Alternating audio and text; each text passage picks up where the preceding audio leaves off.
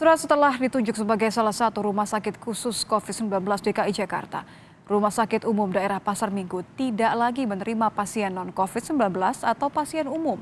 Sejumlah pasien umum yang masih dirawat akan segera dipindahkan ke rumah sakit pendamping pekan ini.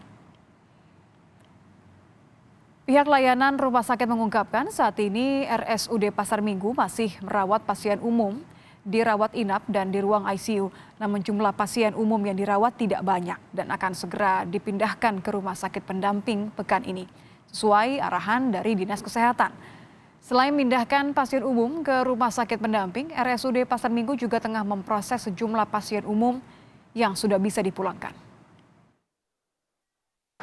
Untuk pasien non-COVID, pada saat ini kita masih merawat pasien non-COVID dirawat inap dan di ruang ICU.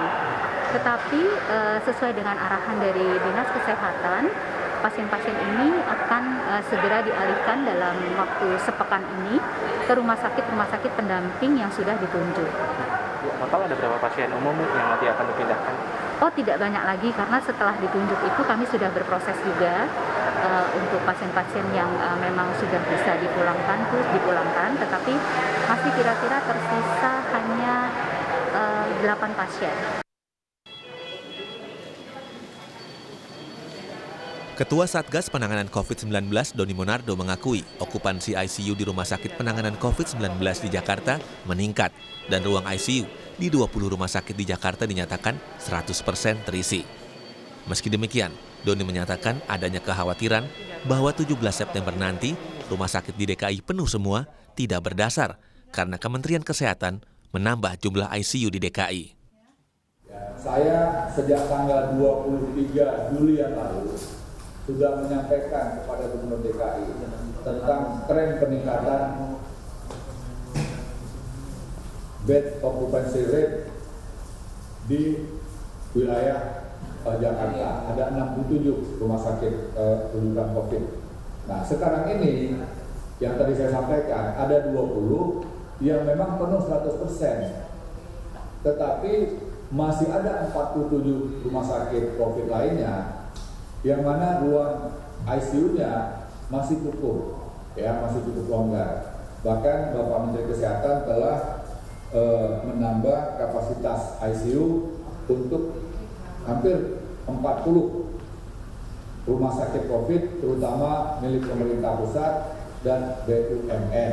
Jadi kekhawatiran bahwa pada tanggal 17 September yang akan datang itu rumah sakit semua, mudah-mudahan bisa kita atasi dengan baik.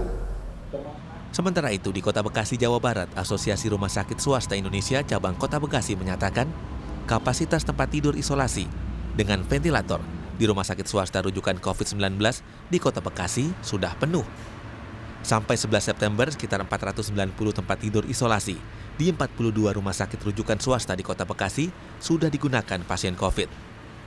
5% kapasitas ruang ICU di setiap rumah sakit swasta di Bekasi, jadi saat ini penuh tidak bisa lagi menampung pasien baru, dokter? Iya, tidak bisa lagi menampung pasien baru. Rata-rata biasanya penambahan pasien baru, terutama yang gejala berat, perharinya berapa, dok?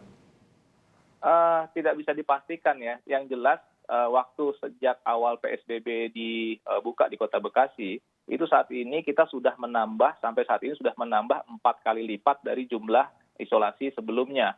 Dan saat ini pun 4 kali lipat itu masih penuh terisi juga. Jadi penambahannya sehari berapa kita nggak tahu pasti ya. Terkait penuhnya ruang ICU berventilator di rumah sakit swasta di Kota Bekasi, Wali Kota Bekasi Rahmat Effendi menjelaskan agar rumah sakit swasta rujukan COVID-19 berkoordinasi dengan Pemkot Bekasi karena pasien COVID-19 dibiayai oleh Kementerian Kesehatan. Nah, rumah sakit ini kan rumah sakit swasta. Kalau dia kurang, dia ngomong sama wali kota. Ya, kan sekarang ini pasien COVID juga dibiayai oleh Kementerian Kesehatan. Ya, artinya harusnya jangan cuma teriak ya saat melayani. Dia juga harus menyediakan infrastrukturnya. Jadi kalau menurut saya tidak tepat ya saat kondisi masyarakat sedang seperti ini bicara pada hal-hal lain yang seharusnya disediakan oleh penyedia rumah sakit. Sementara itu, Presiden Joko Widodo meminta Menteri Kesehatan untuk memastikan ketersediaan ruang rawat di rumah sakit rujukan COVID-19. Presiden juga menyoroti protokol kesehatan bagi tenaga medis supaya benar-benar bisa mencegah penularan COVID-19. Pastikan ketersediaan mengenai tempat tidur dan ICU di rumah sakit rujukan untuk kasus-kasus yang berat. Saya minta ini agar Menteri Kesehatan segera melakukan audit dan koreksi mengenai protokol keamanan untuk tenaga kesehatan dan pasien di seluruh rumah sakit, sehingga rumah sakit betul-betul menjadi tempat yang aman dan tidak menjadi klaster penyebaran COVID. Bertambahnya jumlah pasien positif COVID-19 memang harus diimbangi dengan fasilitas dan tenaga kesehatan yang memadai. Menjadi kewajiban sekaligus tantangan bagi pemerintah pusat dan daerah untuk bisa mewujudkannya. Tim Liputan Kompas TV.